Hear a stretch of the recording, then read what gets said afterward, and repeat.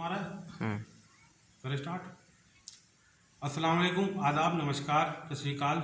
मैं शिराज अहमद राजपूत ABN देश से, और आज हमारे साथ एक ख़ास मेहमान अली जनाब मुफ्ती मोहम्मद नफ़ीस साहब, जो कि वार्ड नंबर 16 किरतपुर द्वितीय से जिला पंचायत पद के उम्मीदवार है। मैं उनसे जानना चाहता हूँ कि मुफ्ती साहब, आपकी क्या क्या कार्य योजनाएँ हैं जो आप चुनाव मैदान में उतरे हैं। जैसा कि मैं देख रहा हूँ जो अन्य प्रत्याशी है उनमें भी खलबली मची हुई है।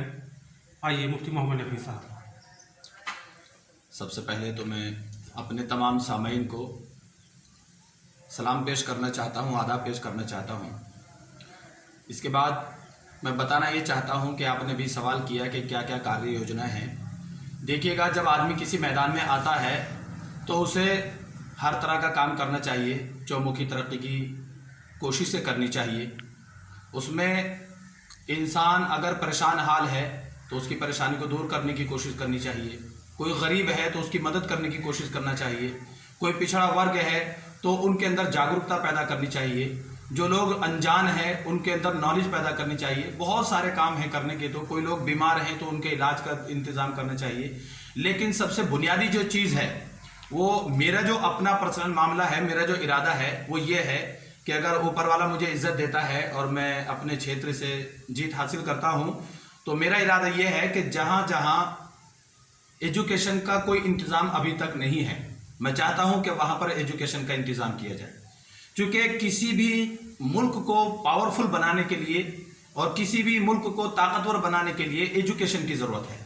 हमारे मुआशरे के अंदर जितनी पढ़ाई लिखाई होगी, जितने पढ़े लिखे हमारे नौजवान होंगे, उतनी ही वो तरक्की करेंगे।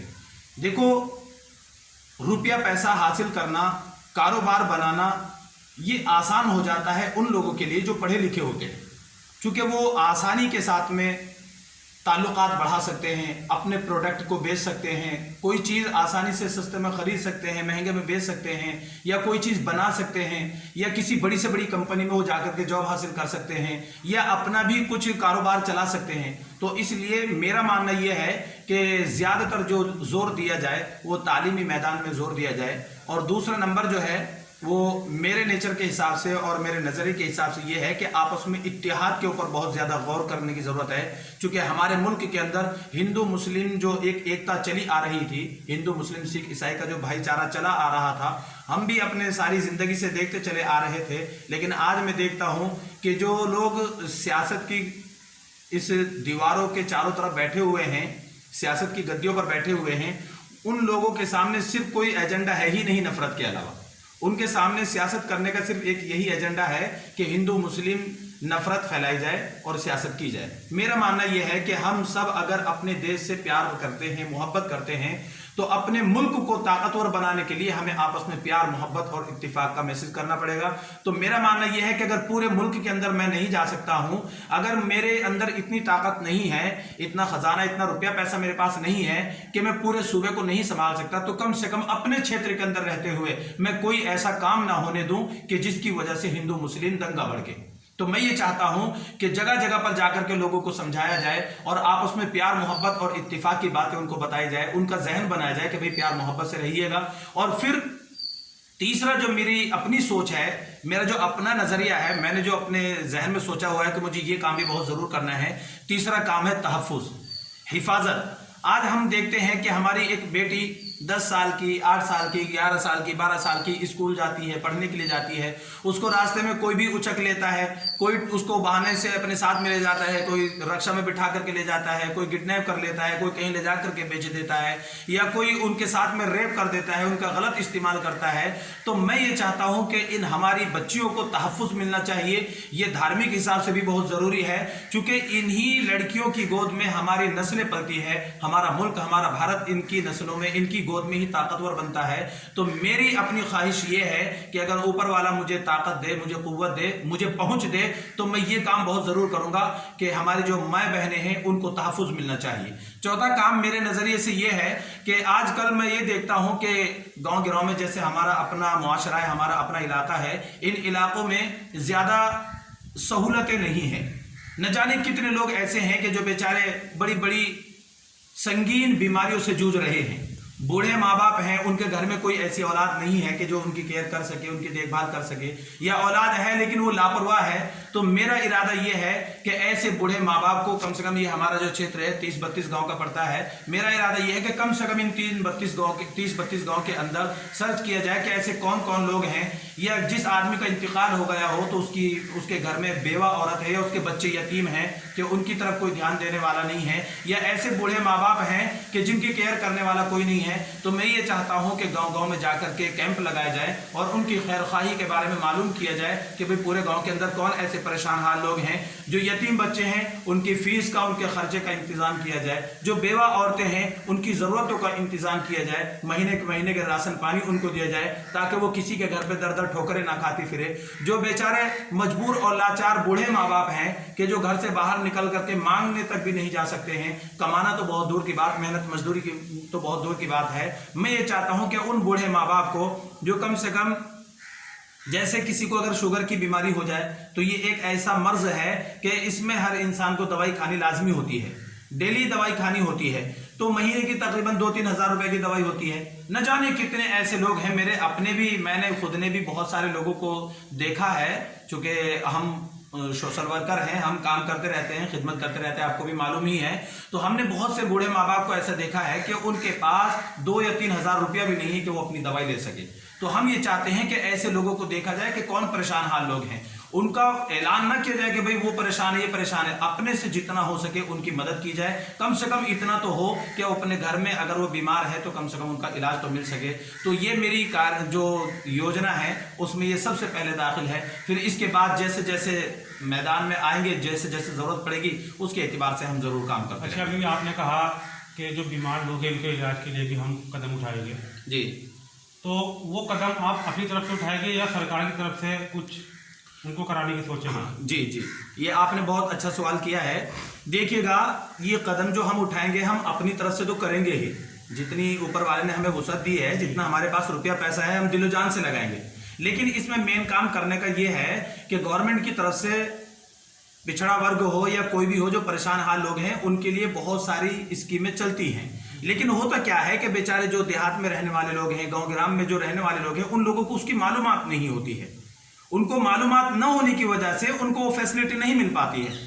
तो हमारा मानना यह है कि अगर हर गांव के अंदर कैंप लगा करके लोगों को बताया जाए और उनको समझाया जाए कि भाई आपको सरकारी हॉस्पिटल से ये कार्ड बनवाने के बाद में, जो कार्ड बनते हैं वो कार्ड बनवाने के बाद में आपको फ्री में भी मुफ्त में दवाई मिल सकती है, लेकिन अगर नहीं मिल रही है किसी को तो उसको हम इंतजाम करें, या बहुत सी दवाई ऐसी होती है कि अगर कहीं और से उसका इलाज चल रहा है, किसी डॉक्टर का इलाज चल रहा है, वहां से ही उसको दवाई लगती है, तो वहां से उसका कुछ पैसों का इंतजाम किया जाए। तो मेरा मानना यह है कि हर गांव में कैंप लगा करके जागरूकता पैदा की जाए और लोगों का हर एतबार से ताउन किया जाए। अच्छा, एक बात और पूछना चाहूँगा मुफ्ती मोहम्मद नफीस साहब आपसे जी, जैसे कि मुझसे कुछ लोग बोल रहे थे या बता रहे थे कि आप आलिम हो, आलिम का काम चुनाव लड़ना नहीं होता, इस पर बहुत ज़्यादा उंगली उठाई जा रही है, इस पर क्या कहना चाहेंगे आप?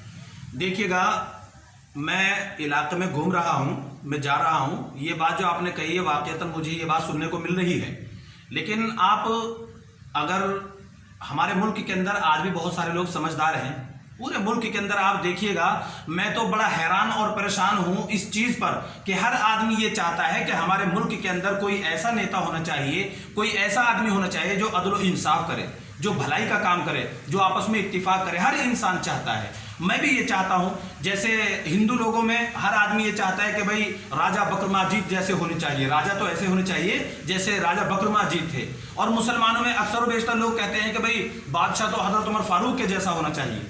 भाई हर आदमी की ख्वाहिश हमारे मुल्क के अंदर ये है और होने भी चाहिए, क्योंकि जब जैसा आदमी इस मैदान में जैसा आदमी होगा वो वैसे ही काम करेगा।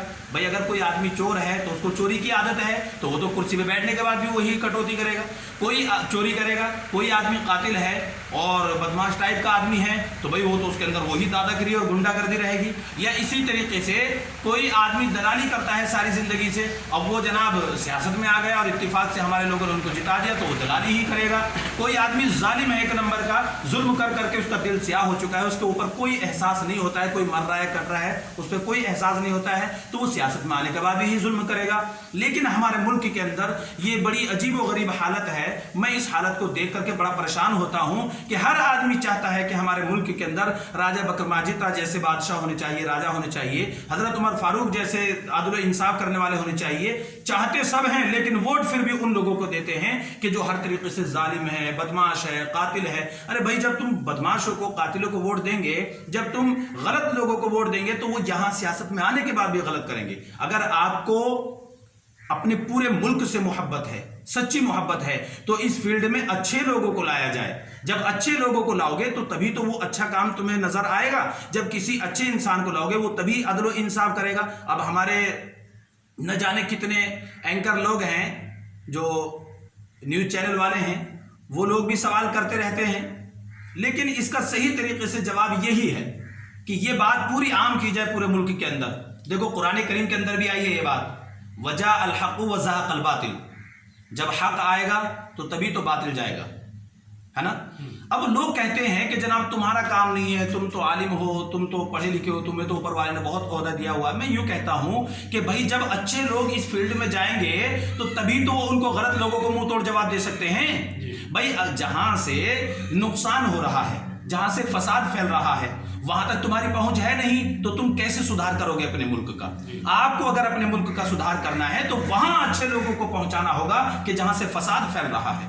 अब जहां फसाद फैल रहा है, हमारी वहां तक पहुंच नहीं है, हम यहां अपने घर में बैठ करके बोलते रहे तो उससे कोई सहारा लगने वाला नहीं है। तो इसलिए मेरी जो अपनी सोच है, और होना भी चाहिए, बड़े लोगों की भी यही सोच है कि सोहबत सालेह तुरा सालेह कुनत, सोहबत ताले तुरा ताले कुनत। और ये भी कहा है कि जो बादशाहों का जो मजहब होता है या उनका चाल चलन होता है, वही उनकी रियाया का चाल चलन होता है। तो अगर हमारे जो ये सियासी रहनुमा बने हुए हैं, अगर इनके चाल चलन अच्छे हो, इनके व्यवहार अच्छे हो, इनके दिल के अंदर अपनी जनता के लिए नरमी हो, तो ये फिर इंतजाम भी उनके लिए अच्छा करेंगे। और सियासत नाम ही इस चीज का है, सियासत नाम है एक अच्छा इंतजाम करने का, ऐसा इंतजाम करने का कि जिससे हिंदू, मुस्लिम, सिख, ईसाई सबको फायदा हो। लेकिन हम देखते हैं कि ऐसा कुछ नहीं हो रहा है। हमारे मुल्क के अंदर न जाने कितने लोग बेचारे परेशान हाल है। सबको पता है, कभी तो किसानों के आंदोलन हो रहे हैं, कभी प्रोटेस्ट CAA NRC को लेकर के हो रहा है, कभी नोटबंदी हो रही है, तरह तरह के। बहरहाल मैं उन चीजों में नहीं जाना चाहता हूं, सबको पता है। तो अच्छे लोगों को आना चाहिए।